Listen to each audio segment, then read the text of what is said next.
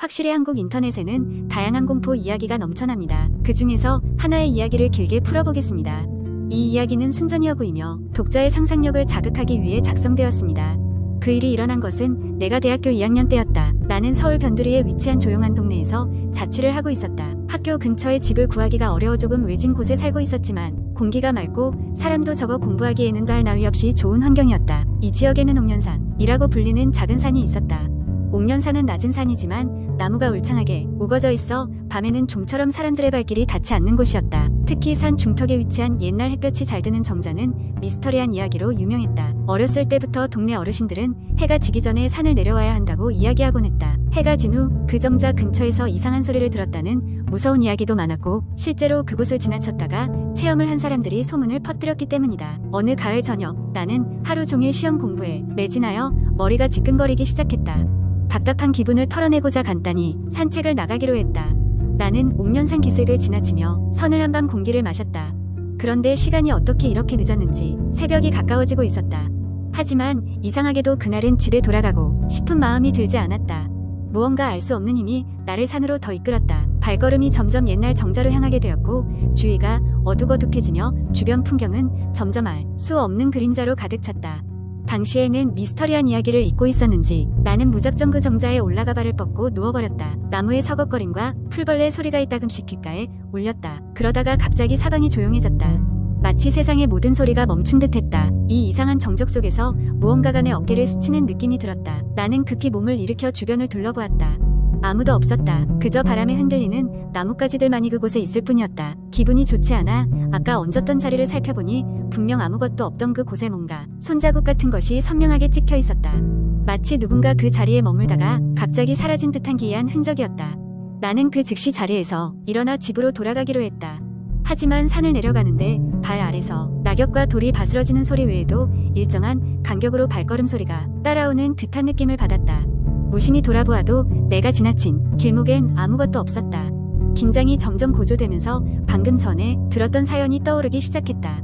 정자 근처에서는 밤이 되면 낯선 이가 따라온다 는 이상한 소리였다. 집에 도착해서야 얻었던 그 이상한 느낌이 사라졌다. 겨우 털어낸 안도감에 숨을 돌리려는 순간 창문 밖에서 뭔가 툭툭 치는 소리가 들렸다.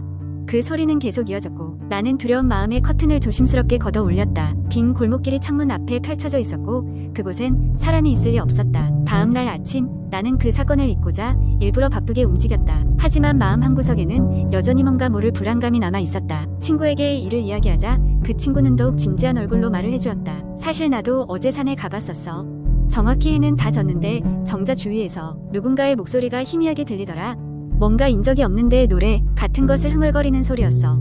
그래서 나는 도망치듯 내려왔지. 이 말을 듣고 나니 그곳에서 느낀 이질적인 감각들이 다시금 되살아났다. 우리는 그날 이후 옥년산 근처에는 가급적 가까이 하지 않기로 했다. 시간이 지나 나는 졸업을 하고 서울을 떠났다. 그 후로도 가끔씩 친구들과 이야기를 나누다 보면 그 정자 이야기로 화제가 돌기도 했지만 아무도 그것에 대한 명확한 설명을 해주지는 못했다. 그저 미스터리한 기억으로만 남아있을 뿐이었다. 지금도 가끔은 그날의 기분 나쁜 발걸음 소리와 따라다니던 그 이질적인 흔적들이 가끔씩 꿈에 나와 나를 괴롭히곤 한다. 모든 것이 단순한 공포 이야기일 뿐이었을까? 아니면 정말 그곳에 무언가가 있었던 것일까? 아마도 그의 답은 내가 결코 알 수 없을 것이다. 두 번째 이야기한 적한 시골 마을. 그곳에는 배군이라는 작은 마을이 있었다.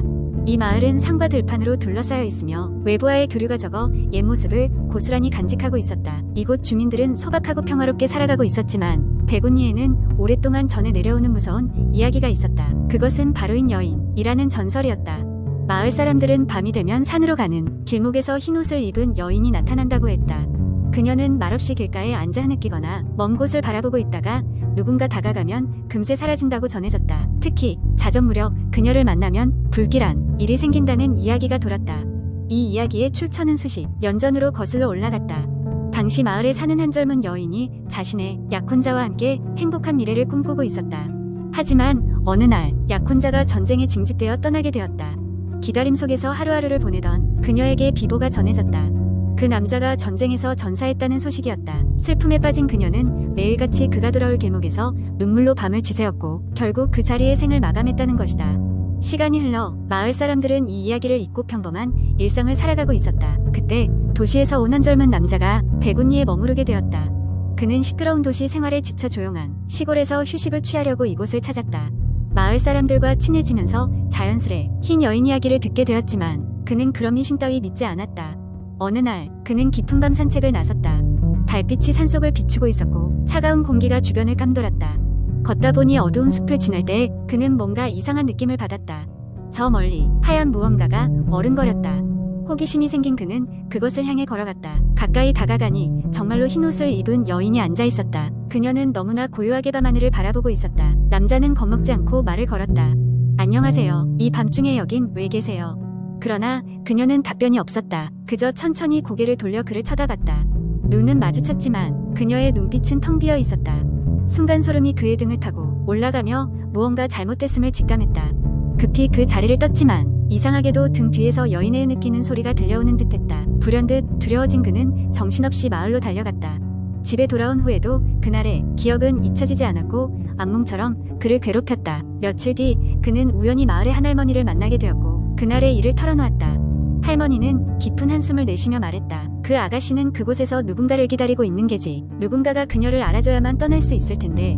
그 뒤로 그는 마을 주민들과 함께 그녀의 이야기를 다시 들여다보고 그녀의 무덤을 찾아가 꽃을 올렸다. 시간이 흐르면서 마을에서는 더 이상인 여인이 나타났다거나 하는 이야기는 들리지 않게 되었다. 마을 사람들은 그녀가 드디어 평온을 찾았다고 믿으며 다시 평화로운 일상을 이어갔다. 이 이야기는 시간이 지나며 사람들의 기억 속에 희미하게 남았지만 백운리에 방문하는 사람들은 밤이 되면 그 산길을 피하곤 했다. 정부는 이곳에 작은 공원과 기념비를 세우고 그들의 애틋한 사랑과 슬픔을 기리게 되었다. 결국 그 흰 여인의 전설은 두려움을 불러일으키기보다는 진정한 사랑의 상징으로 남게 되었고 사람들은 그녀가 마침내 고요한 안식을 찾았기를 바랐다.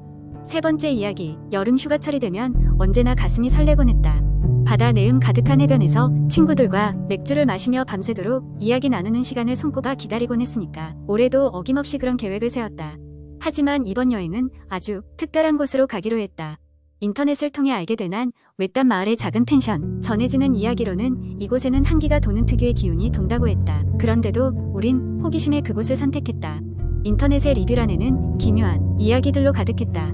어떤 이는 그곳에 다녀온 후로 악몽에 시달린다고 했고 어떤 이는 밤중에 알 수 없는 소리가 들려 잠을 설쳤다는 이야기를 풀어놓았다. 하지만 우리의 여행을 막을 수는 없었다. 오히려 그런 이야기들이 우리의 기대를 더욱 부추겼다. 드디어 여행날이 다가왔다.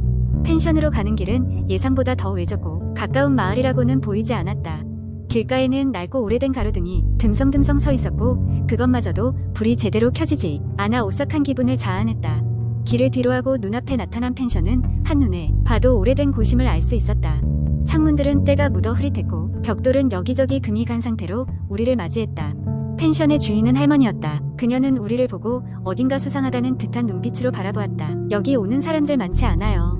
그녀가 말했다. 조심해야 할 게 많아요.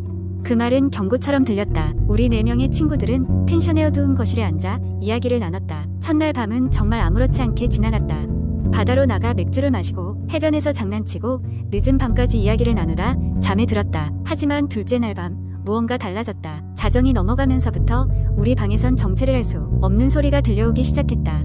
처음엔 바람 소리인 줄 알았다. 그런데 소리는 점점 더 가까워졌고 마치 사람의 발걸음 소리처럼 들렸다. 친구 한 명이 벌떡 일어나 문을 열었지만 복도엔 아무도 없었다. 우리는 그냥 기분 탓이라며 웃어넘겼다. 하지만 그날 밤 꿈속에서 나는 이상한 환영을 보았다. 꿈속에서 나는 펜션의 2층 복도에 서 있었다. 그리고 그곳에는 한 아이가 서 있었다. 그 아이는 고개를 떨군 채 흐느끼고 있었다. 나는 그 아이에게 다가가 말을 걸었다. 왜 그러니? 무슨 일이야?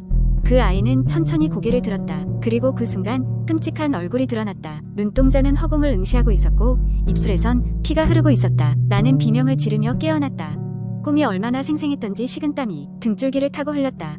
그런데 나만 그런 것이 아니었다. 나뿐만 아니라 다른 친구들 모두 같은 아이를 꿈에서 보았다는 것이었다. 우리 모두 충격에 빠졌다. 그리고 그날 오후 우리는 펜션의 할머니와 대화를 나누기로 했다. 이곳에 아이가 죽었다고 들은 적 있나요? 나의 질문에 할머니는 잠시 망설였다. 그리고는 조심스레 이야기를 꺼내기 시작했다. 오래전 이 펜션은 가족 단위로 운영되던 곳이었다. 어느 여름날 그 가족의 막내 아이가 바다에서 사고로 목숨을 잃었다고 했다. 그 후 그 아이는 종종 펜션에 나타나 도움을 구한다고 했다. 우리는 소름이 끼쳤다.